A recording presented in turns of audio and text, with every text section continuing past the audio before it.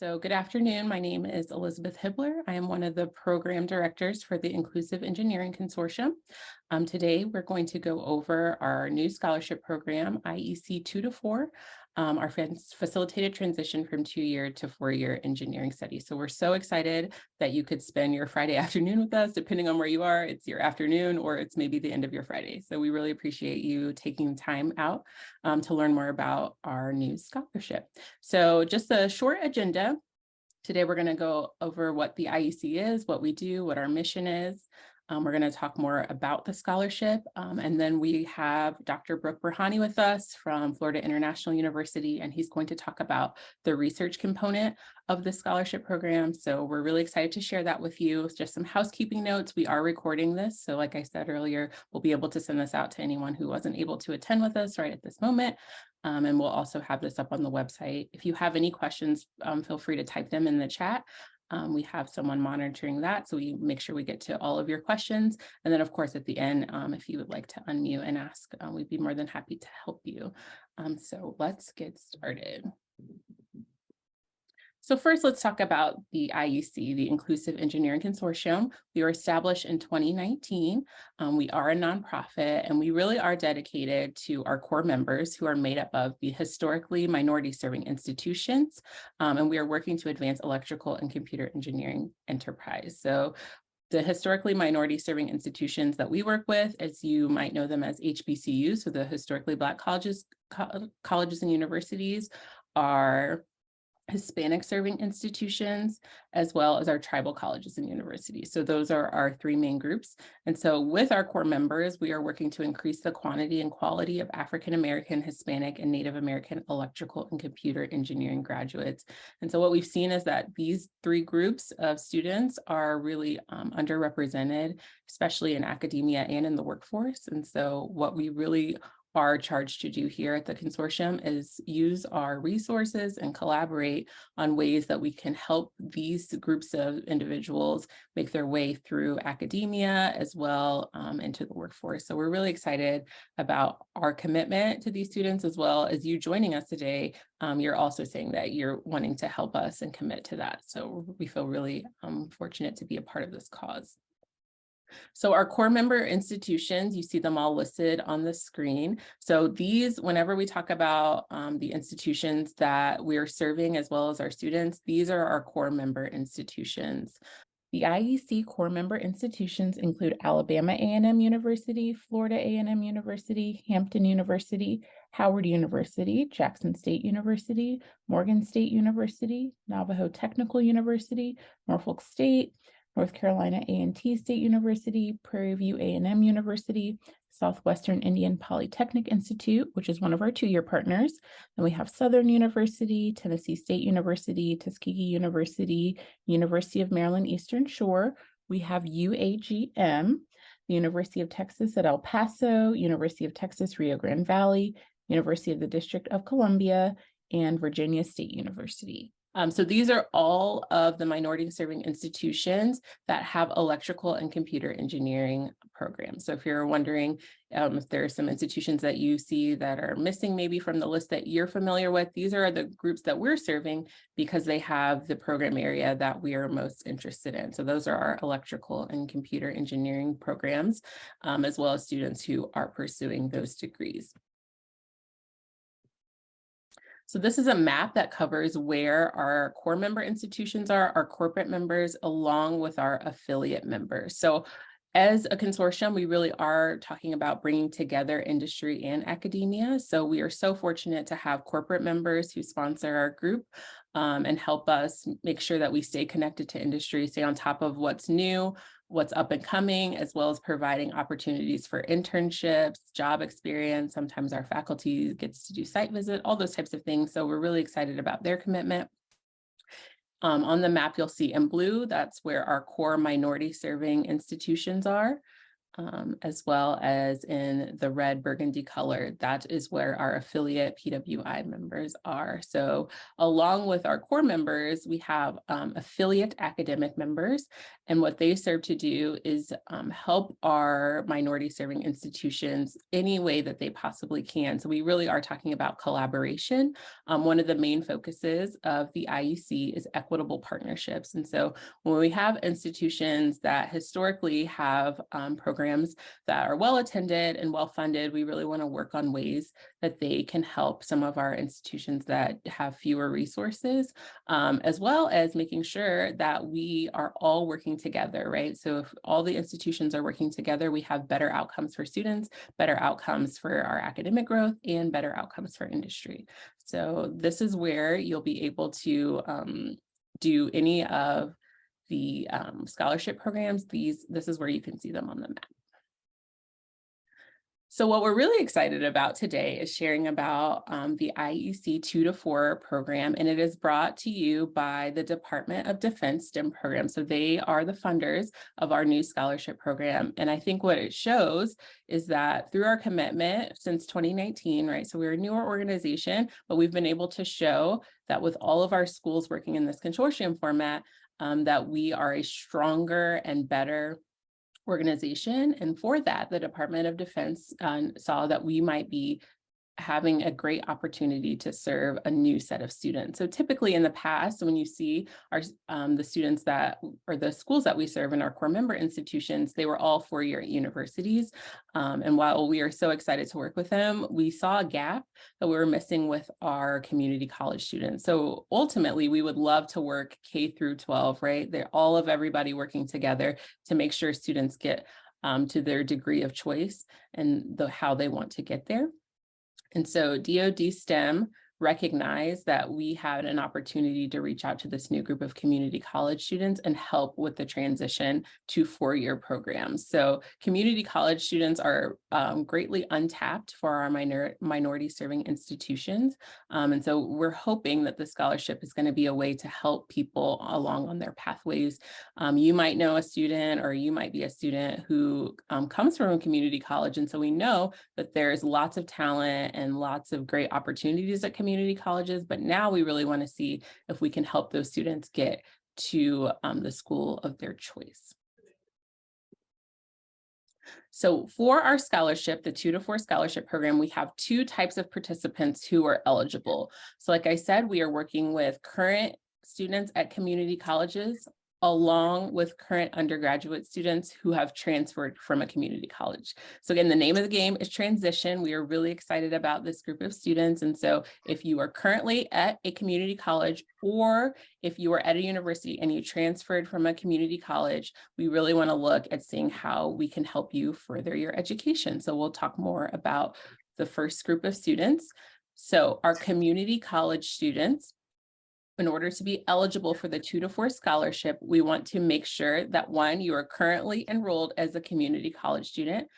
We'd also be interested in speaking to students who are recently graduated. So if you know someone off the top of your head, or you're someone who said, well, I just finished, maybe you're graduating in a couple weeks or in a couple months, we want you to have at least recently been a community college student, or you're currently a community college student.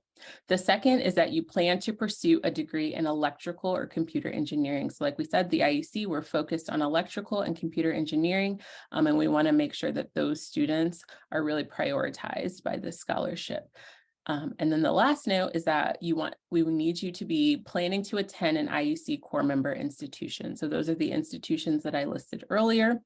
We really are focusing on growing those programs at those schools, because we know that those schools are really greatly served to help the members of the community that we're speaking about. So if we're talking about our underserved students at HBCUs, at HSIs, and TCUs, we know that the majority of those students that are being served there fit into those minority categories. And so we're really excited to help the students who want to attend the core member institutions. Our next group of students who are eligible are university students. And so the number one thing we want you to keep in mind is that these students need to transfer from a community college. You could have transferred 2 years ago, 3 years ago, back in the past, but we want to make sure that you have completed coursework at a community college. The second thing is the same as for the previous group. You need to be pursuing a degree in electrical or computer engineering.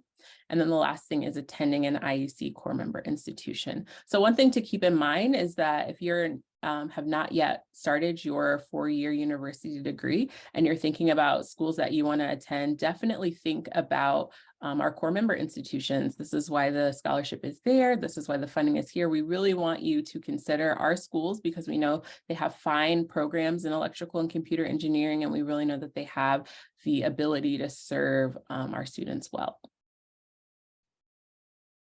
So the goals of the 2 to 4 scholarship. So the first is to prepare community college students for the transfer to a 4-year program and provide them with guidance throughout their studies. And so typically when you think about scholarship programs, sometimes you think we write you a check and then we send you along your way. But that is not what we are hoping to do with our 2 to 4 scholarship. We really want to give students lots of supports and lots of ways that they can reach out for assistance. And so when we talk about preparing students to transfer, that means if you're currently a community college student and you're still just considering what you want to do, what you want to study, and what schools you want to go to, we want to be the group that can help you kind of sort that out and lead you into the direction of where you want to go to school. We can help with applications. We can help you get in touch with faculty and staff at the core member institutions that you might be interested in attending.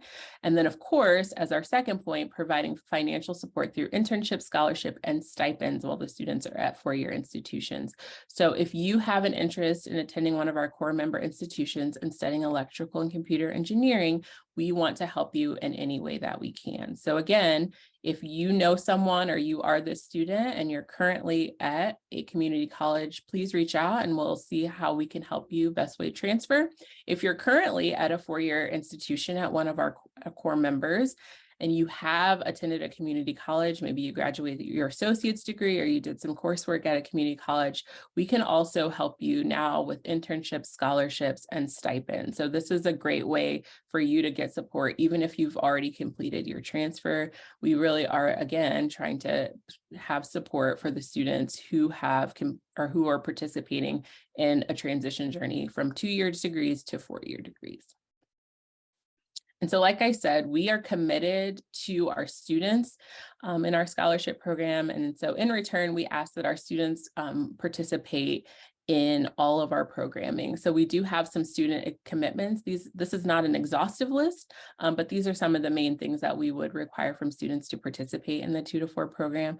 So we would have you attend professional development webinars, engage in mentorship and outreach programs, maintain satisfactory academic progress, and participate in IEC research. So the list that's provided here is really great because these are things we're thinking you're already doing. You're a great student if you're thinking about applying to 2 to 4 program. And so we really know that you want to be involved with professional development webinars, engaging in mentorship and outreach programs. What we really find important were students that are transferring and students that are in underrepresented groups that are pursuing this degree is that it really does help to have a mentor. So when you are studying and when you are getting involved and trying to figure out what jobs you want after college, or even in college when you need additional support, we find that mentorship and outreach are a great way for students to really gain that support to either finish their degree or go beyond to a PhD.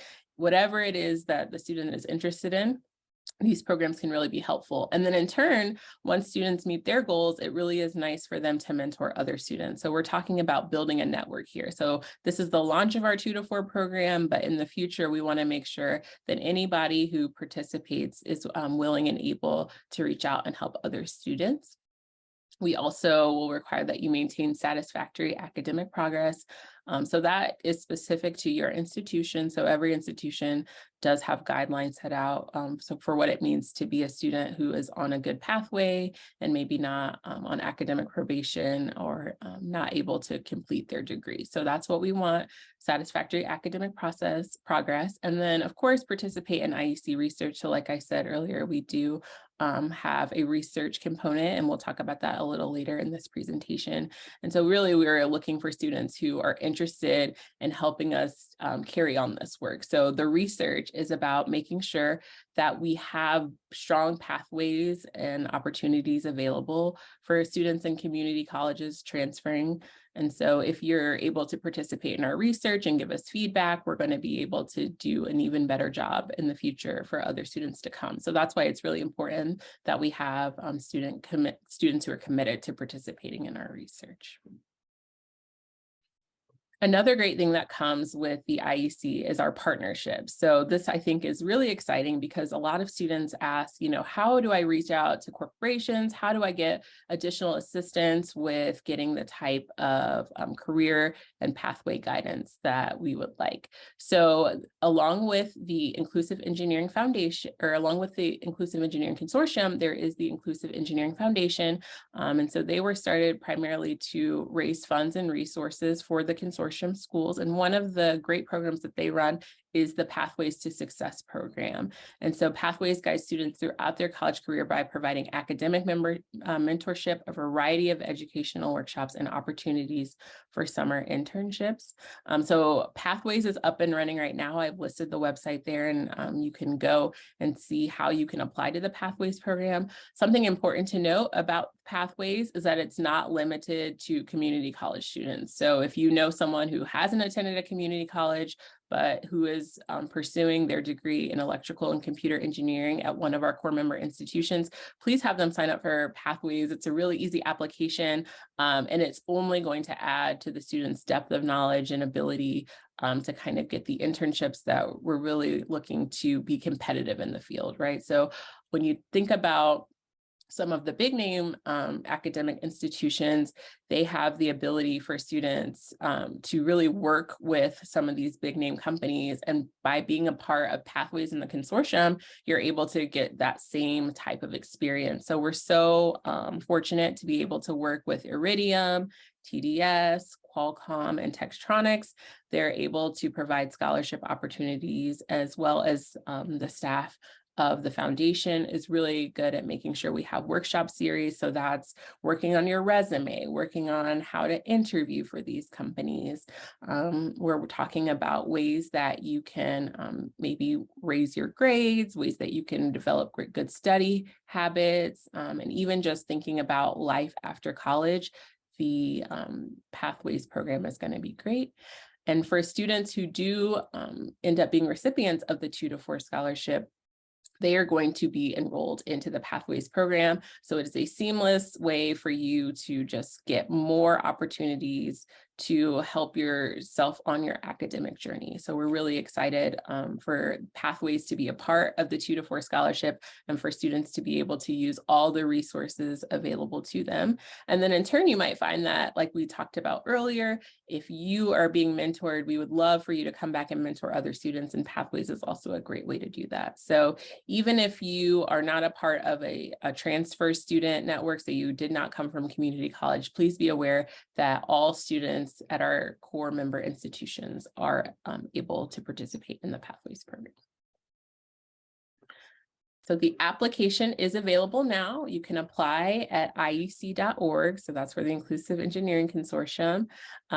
For the 23-24 academic year, you can start now. Our applications will be reviewed monthly. So we'll do a rolling review process, and the application will remain open as funding is available. So the application includes general student background information, including contact and information about current and intended institutions. So like I said, we really want to focus on the students that want to go to our core member institutions. As well, in the future, we'll ask for your resume and your academic transcript.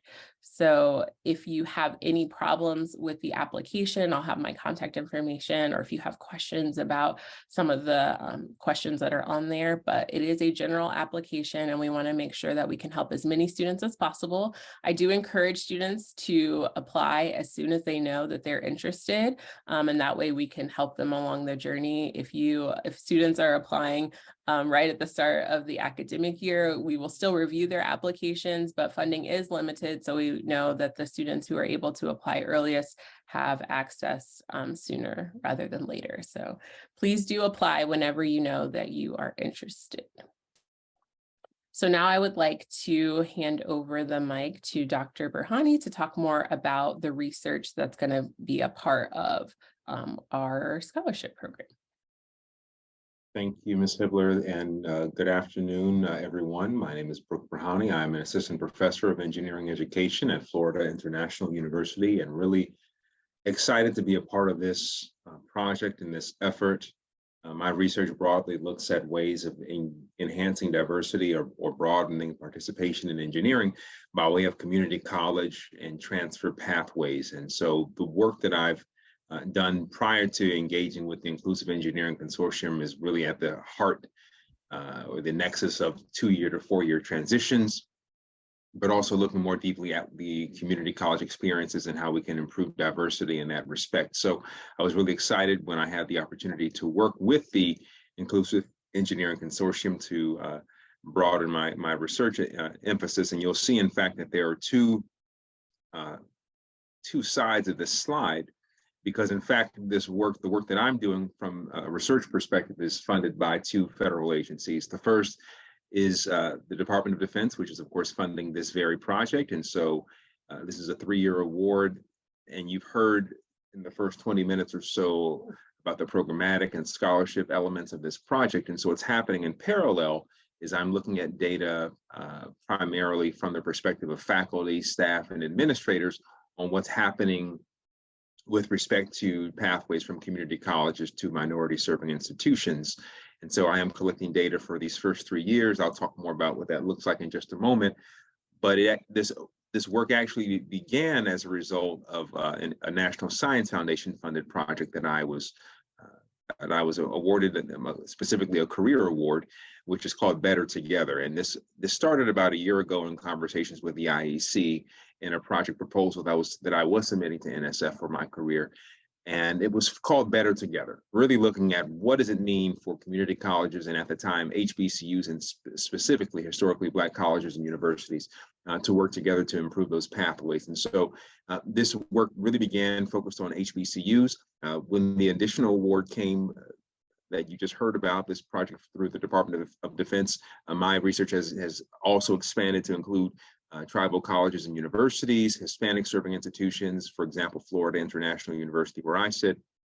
And what we're looking to do in general, though, is understand what the current challenges are, opportunities, et cetera, in the community college space and how we can improve those, that pathway overall for students. Of course, in electrical and computer engineering, but ideally students in other majors as well. And so there are 2 projects that are effectively happening, but they effectively function as one. So 2 projects, but effectively functioning as one larger project. And you'll see that the career award goes a couple years beyond this award, but functionally the next 3 years will look very much the same. So if we can move to the next slide. Thank you so much. So for the next 2 or 3 years, the research element of what's happening really involves 3 phases. So the first phase, I really centered the idea of collecting baseline data. And what do I mean by that? I'm talking about institutional data such as transfer rates, retention rates of students at community colleges and 4-year minority serving institutions.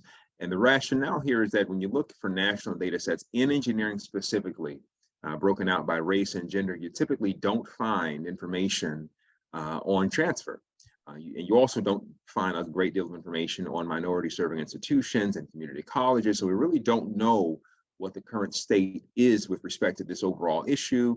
We don't know what the opportunities are and the challenges. And so to get at those opportunities and challenges, not only am I collecting these national, these data sets from specific institutions, but I'm also hoping to do some qualitative work by way of focus groups. And that essentially means I'm hoping to talk to faculty and staff and administrators about what they see as the current opportunities and challenges, and how we can really maximize, hopefully in the future, connections by working together, again, by community colleges working in partnership with four-year MSIs. So again, phase one is all about collecting institutional data, what data is available with respect to transfer and retention from the 2-year to the 4-year pathway, as well as talking to the stakeholders themselves, the faculty, staff, and administrators through focus groups about what they see. At the same time, I'll be introducing what I call promising practices from other institutions, many of which happen to be 4-year predominantly white institutions, what they've done with respect to engineering transfer. There's some great work happening at schools like Texas A&M, UC Davis or UC Irvine out in California that have already been noted and documented in this respect. So hoping to share those promising practices with the participating institutions here and perhaps get their reactions and in hearing what's happening in those states, how can those practices be leveraged and propagated in the MSI and community college context. Phase two, what I'm hoping to do is really bring about work through the collective impact framework. And if you're familiar with collective impact, it really is the idea of bringing together multiple stakeholders from varied backgrounds to help them think about a shared vision, common goals, common agendas, so that everyone is really working toward the same objective. So there's several exercises that I'm going to introduce, again, for these faculty and staff that I'm hoping to recruit, as well as administrators. So if you're one of those people, I'll talk in a second about hopefully how you can be involved. And in doing so, the goal will be for that year or two to help them frame out and develop a singular agenda, a singular objective, a singular set of goals to improve those pathways from community college to 4-year MSI. So it's all about collecting their information. I'll be doing more focus groups, doing some observations of meetings when we bring people together, most likely over Zoom. Most of this will be virtual. And so I'm hoping to document what the processes are as those institutions work toward a shared vision. Finally, in the last phase, I'm hoping to bring about change or hoping to document change as community colleges and local 4-year MSIs begin to actually do the work. So we're hoping that by that time, there are some local interventions that are new projects, new objectives that are really designed to look at the future. What could happen if a small project were initiated that does not already exist, a new advising program, a new mentoring program. And a lot of that will be nicely paralleled with what's happening in this specific project, but there may be new projects, new objectives that are happening and are underway. So I want to capture and collect data, again, transfer and retention data at an institutional level, but continue to document what's happening from a collective impact perspective as well. And that'll continue as the work goes through 2027 for my career award. And I'm hoping to certainly get many of your perspectives. Again, if you're a faculty or an administrator or an advisor, and you'd like to be a part of this, I will be reaching out to all participants, anyone who's initially expressed an interest in this project, to hopefully invite you to be a part of this study. There will be an institutional review board approval and IRB approval, documented both on my institutional side, which is FIU, as well as through the Department of Defense. And they have a specific process that they are working through. So all of our protocols will be approved by them. And I will be reaching out to you once we gain our final approval, hopefully in the next few weeks or the start of January. So that's all I have to say at this point. I'm happy to talk offline, and I'll go ahead and drop my email address. I didn't include that on the slide, but I'll drop my email address in the chat. You can also message me here on Zoom. So thank you so much, Ms. Hibbler and the whole team, and we appreciate your consideration. Thank you. So I think what it really highlights is that the IEC has a really strong commitment to the long-term success of our students who are transitioning from community college to our minority serving institutions. And you can see through Dr. Burhani's research, as well as our new programs that we have with Pathways to Success and our 2 to 4 scholarship, we really are wanting to see long-term success for students, as well as building sustainable programming that could help students for the future. So again, we're so excited to be launching our 2 to 4 scholarship, and we really do appreciate you listening to our presentation today. If you have any questions, you can give us a call, you can check out the website, you can email me at ehibler@iec.org, and as Brooke said, he will leave his contact information in the chat. We'll follow up with everybody who was in attendance today. And like I said earlier, the recording for this presentation, as well as the slide deck, will be available on our website to share with either your students, your faculty, anybody you know, even if there's just a single person in your life who you know that would benefit from the scholarship. We really do want to share the information. So again, thank you for your time. We're going to check out the chat. If you need to leave, you are more than welcome to leave, and we'll answer any questions that we have. And I'll stick around for a little bit if someone would like to share something. So thank you. Sina, do we have any notes in the chat?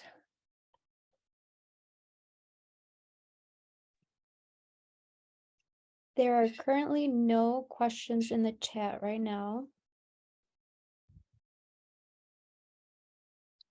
Perfect. Well, we will be available for any additional questions. Like I said, if students have questions when they're filling out the application, or if there's anything about eligibility that we missed or someone doesn't understand, feel free to reach out. There is someone with their hands raised. Oh, great. Charles Hi, has Charles. his hand. Hello, the chat is disabled, so I can't type my question in. So Well, it I would want help to, if you could do that, but please share with us. Yeah. What is your question? so my question was on in regards to the community college limits in regards to number of hours for a community college student. Let's say a community college student has only been at the community college for a semester, and we're able to actively recruit him to there and things like that. Are there any limits on those type of hours? I don't think so. Well, go ahead, No. Elizabeth. I better be quiet. No, that's correct. There are no limits at this time. We really are focusing on students who have completed a transition. So it's not quite, you don't need the full associate's degree. We know students along their academic journey, some of them might be ready to transfer at an earlier rate or at a time that is best for them. So there is not a credit hour requirement, but we are focusing on students who are completing that transition. All right, thank you. And if anybody else has a question, sorry that the chat wasn't available, you can feel free to unmute and ask. Just let me add one more thing in an answer, and that is, and Charles, this relates to your question and anything related to that. We are in the early stages of this program, and so any idea that you have, any student that you think you want to recruit, have them apply, because it's impossible for us to have thought of every circumstance.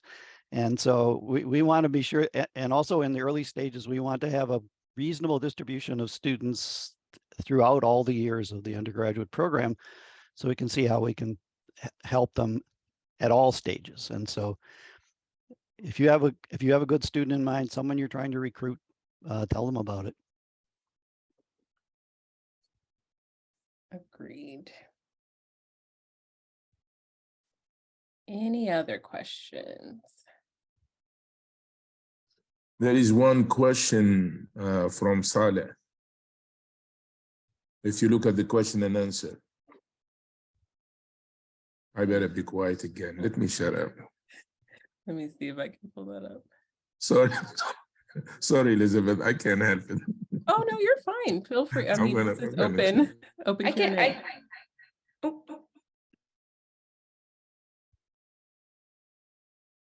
The chat has been enabled, so if anybody has a question, they can also type it. And if you raise your hand, I can enable you to talk as well. And the question on the Q&A says, since scholarships are directly handled by IEC, so what is the expected roles of the institutions?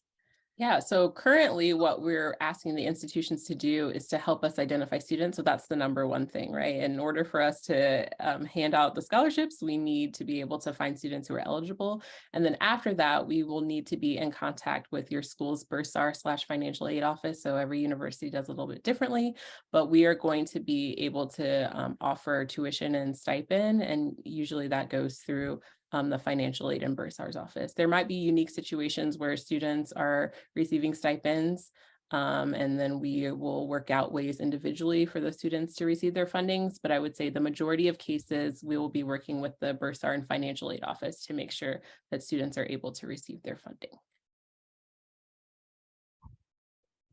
The next question on the chat says, how much will be the stipend, for example, for a semester? So currently in our grant application, we have set aside $20,000 for students to receive tuition support and stipends. Now, this is an up to amount, so maximum for each student. We know tuition is different. Students are already receiving grants and scholarships from other institutions. So if you think about students who are receiving maybe Pell Grants, or students who are receiving federal or state aid, additional federal aid and state aid to go to school, our scholarship will come in after that. We have some of our schools who offer students free tuition. And so we're really going to be focusing on helping fill any gaps that students have after that money is already set aside for them. So the tuition support that they're already receiving. And then after that, stipend support will be based on student need. And so that's why we need the application, so we can help verify what students need support with. So some students might be able to get a job within their department. So we're doing some research or working in a lab, and we can assist with stipend money for that. Or we have students who maybe just need some equipment stipend, so being able to pay some lab fees or some equipment fees for their school. So it really is individual, but up to $20,000 for each student. So $10,000 is set aside for tuition support, and another $10,000 for students is set aside for stipends. It won't be the same amount for each student, and that will be for the academic year. So not per semester, but per academic year. So Charles actually asked this question again, and it's per year. Yes, you got it. And the stipend is connected to actually doing things. So there'll be a lot of opportunities for students to get involved with various activities, and the stipend comes in support of those. But it's an opportunity for students to work on campus and doing things that are connected to their degree program rather than selling hamburgers at McDonald's or something else. So I think Esther also had a question about whether international students can be supported. And I think at the moment, the answer to that is no, but we will clarify that with the Department of Defense. Okay. Thanks, Ken. That's a good question that hasn't come up yet. So yeah, we'll look into that. Looks like Sala had another question about sharing some slides, a couple of slides that can be used for presentations with local community colleges. Again, this is, as Elizabeth has said, the main idea here is getting the message to the students. So if you have recruiting events, whether they're on your campus or you visit the community college campus, this seems like pretty good thing to put in front of potential students in the sense that if they decide to transfer into your institution, they have an opportunity to get this scholarship. We also have a one-pager that we can share with you, so it's easy to print out one page and be able to share with the community colleges that you're working with. Oh, and I think I see a question if this is only for undergraduate students, and yes, we are focusing on undergraduate students who are in the process of transferring or who have already transferred from community colleges. Again, Hasina, you're not the first person to raise this question, so we're also going to be clarifying that with the Department of Defense people, because I think the key, there may be a special circumstance where a graduate student has been a community college transfer and their experience might be extremely useful in a mentoring role. But we have to, right now, the focuses, as Elizabeth said, is on undergraduates. Just, I have one more thing to add. Charles Kim had asked a question. Let you answer his question first, and then I Yeah, will so make a couple of so the remarks. issue of providing funding for hosting events and that sort of thing. What I would like to do is to just suggest that you tell us what you want to do, and we'll figure out if there's money to support it. And also any, I mean, we're going to be looking to faculty to take on various roles in terms of, you know, say creating professional development activities and things like that. But I think this idea of providing a small budget so that people could host events at community colleges, I think we should give it a try and see what happens. But just send us a proposal. Yeah, I was going to say this is really to answer some of the question. It seems this is just the beginning, and if with your support and when one of us ask you to respond to some question, mainly Elizabeth and or Dr. Brooke, then your response will be very important, because this research will also give us some ideas how we are doing, what are the different things that can happen. And I feel as a vision, I feel there will be a lot more to come if you guys support this program. We will have more students and a lot of more other things and more money. So hang in there and be with us. All right, any other questions? I have a question. Like most of our students at UTRGV, most of them receive Pell Grants, and there is another option available for the student based on the household income. Like if it is below, I believe it's 125K, their tuitions are free. So that means the tuitions and for most student tuitions are not needed. So the stipend, I think the student can get the stipend. So if they get the stipend, what are the criteria for getting the just stipend? So at this point in time, there's no specific criteria for the stipend other than you meeting the requirements that we laid out for eligibility. Now, after that, as Ken pointed out, it's going to be connected to you either doing some work within your college or university's department. So we want students that are actually maybe working with professors on research opportunities. And so we'll be willing to fund that. Or if there's nothing maybe at the time at the university that they can work on, we can find work for them that's related to their degree program within other IEC core member institutions. As well as Ken pointed out, there will be roles for mentorship opportunities and roles that we really want them to help with the research component as well. So it will be related to their degree pathway. And so we're really interested in supporting them in that way. I think, in fact, it makes it easy because we don't have to actually go through any of the process of figuring out how many dollars they need for scholarship. If they don't need any, then it's just if there's a reasonable proposal for something that they'll get involved with, you know, they get a stipend. Yeah. But it's good, very good question. Just it's our time to be creative. So the money's there. The other related questions is that if the faculty are supervising or mentoring the students, is there any compensation for the faculty mentors or any compensation or anything? There is, but it's minimal, but it's not zero. It's the key here is that, you know, we're supporting the students, and the goal is to make sure that they have things that they're doing, and you know,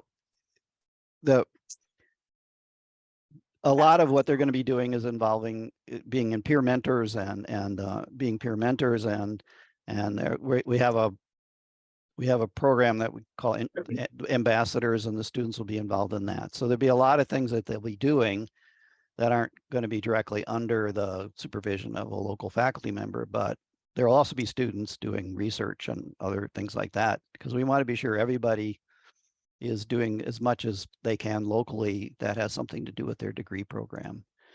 But yeah, there's this, we have a small budget. It's not zero, but it's, you know, we'll be providing a stipend for faculty involved in this program too. What Hasina, what Ken is saying, there'll be some French fries with that. It's not, it's better than French I fries. think sometimes it is helpful if there are some something for materials or supplies, something like that. So sometimes it is helpful to continue the research part. Yeah, no, Yes. I mean, I'm so just propose that, and that's actually part of what Yes. we had intended to be paid for under the, you know, it's just like when a student is doing a REU in the summer, those REU budgets are mostly stipend budgets, but there's money in there for materials and supplies too. Just something on separate but similar. So since the subject of stipends or small amount of financial support came up on the research side, what I didn't mention is that if anyone like you, Hasina, or anyone else on this call who joins as a faculty member or administrator or advisor, et cetera, on the research, there's also another annual honorarium that will be announced once I send the official letter out for people to participate. So that'll be in addition to. I think Hasina is happy. Well, I mean, I think she's brought up some very good questions, and Yes, oh my, and so yes. all you have to do is, you know, send one Put of it us on a an paper. email and we'll figure Yeah. out what we can Well, do. put it on a piece of paper, Saleh. Yes, I appreciate, thanks those great questions and answers. So, but I think one of the things that makes the program successful would be to plan some type of a joint activity for all those students who participated at different institutions, maybe every summer, to have them come into one place and share their experience, share their accomplishments, do some type of poster presentation or some type of activity that really has a kind of take the word and spread it and encourage other students to participate. Yeah. Yeah, right now we're going to do that remotely, but it kind of following a model that ACETA is using for their capstone design presentations, which started out of Texas, and I think expanding that. So but you're right, we have to share the stories, and we want to make sure everybody can participate. So doing it remotely is the logical thing to do. Yeah, good point. But again, at any time, I mean, as everybody keeps saying, this is early days. So if you have an idea, shoot us the idea. Let's see what happens. It seems like the questions are done. Yep. You guys had great questions. So yeah, I've got things marked down to follow up with. So again, we appreciate you all coming in, asking great questions, and then of course sharing this information. So we'll get it all out to you probably by the start of next week. And again, I want to thank you all for attending and have a great weekend.